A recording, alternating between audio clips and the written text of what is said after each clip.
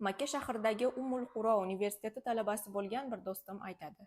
Bir kuni universitetga borayotsam, umra ziyoratchilaridan biri meni to'xtatib, politsiya idorasini so'rab qoldi. Birinchi para adabiy tahlil to'g'risida dars bo'lib, bir haftadan keyin bu mavzuda imtihon bo'lib o'tar va bu imtihon men uchun anchagina qiyin edi. Shu tufayli u kishiga shoshib turganimni, dars boshlanishiga oz vaqt qolganini aytib, uzr so'ramoqchi bo'ldim-u, lekin kishining ziyoratchiligini o'ylab, oz bo'lsa ham yordamim tegsin degan umidda uni mashinamga o'tkazib oldim. Yo'lda ketarkanmiz mehmon 3 kun oldin haramda pasporti, telefoni, pullari va butun zarur hujjatlari solingan sumkasini yo'qotib qo'ygani, buning oqibatida na yegulik va na tunagani boshpana topa olmay qolgani, tanishlari bilan bog'lana olmay qolganini aytib qoldi. 3 kundan beri odamlardan tilanib, ko'chalarda tunab toqatim qolmadi, dedi-da xo'rligi kelib yig'lab yubordi. Uning ahvoli juda og'ir va tushkunlikka tushib qolgan edi. Men unga dalda berdim, ko'nglini ko'tarishga harakat qildim. Alloh taolo o'z haramida boshingizga bu ko'rgulikni solar ekan, har holda sizni boshqalarga xor qilish uchun solmagandir. Ixlos bilan sajda qilib, o'zidan astoydil so'rasangiz, albatta Alloh so'raganingizni beradi, dedim.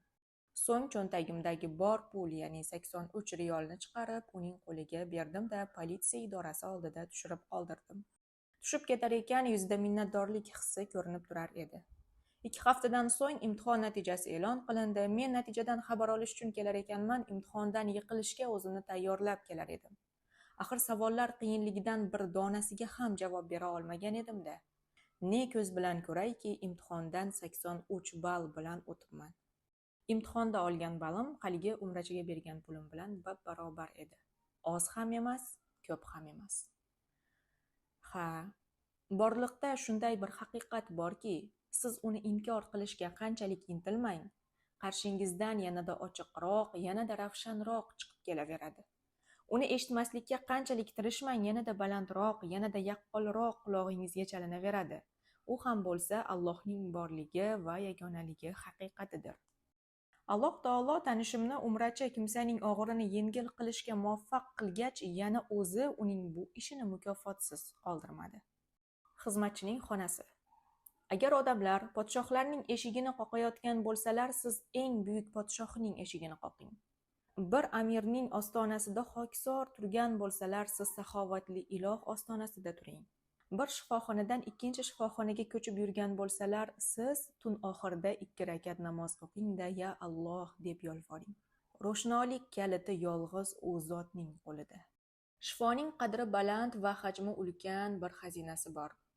Bilasizmi, bu xazina qayerda joylashgan? Albatta Alloh huzurida. Har bir narsaning xazinalari bizning dargohimizdadir. Hijr surasi 21-oyat. Baxt, xotirjamlik, rohat va farog'atning xazinasi ham uning dargohida.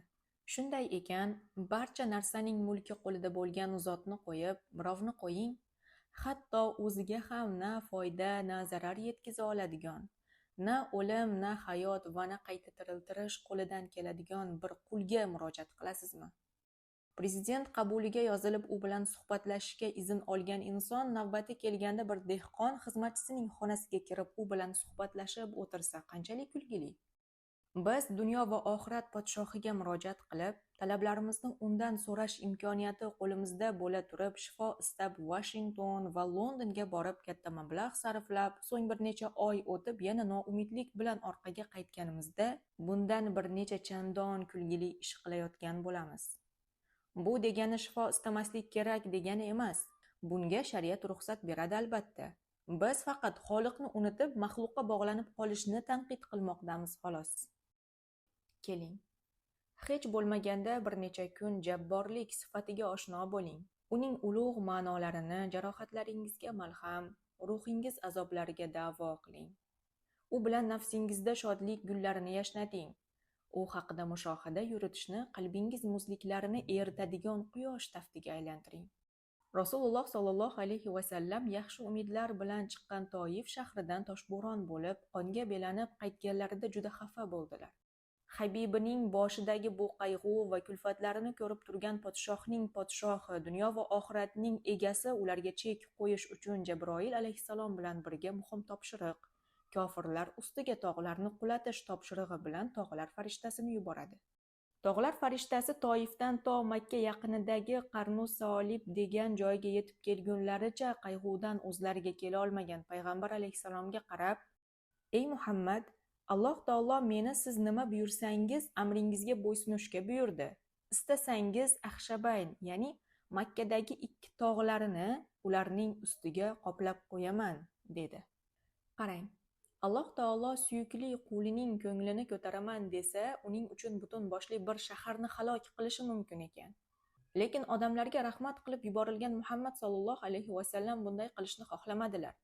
Ularni afv qilib, ularning avlodlaridan yaxshi odamlar chiqishini umid qildilar.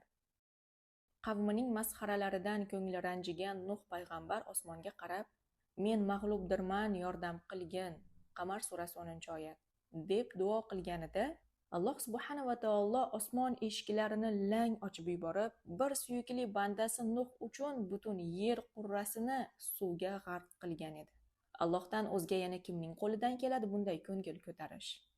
Tevarak atrofingizda shunday insonlar borki, qarab turib meni ranjitish, masxaralash, tanishlarim oldida izza qilishdan boshqa ishi yo'qmi buni deb o'ylab qolasiz.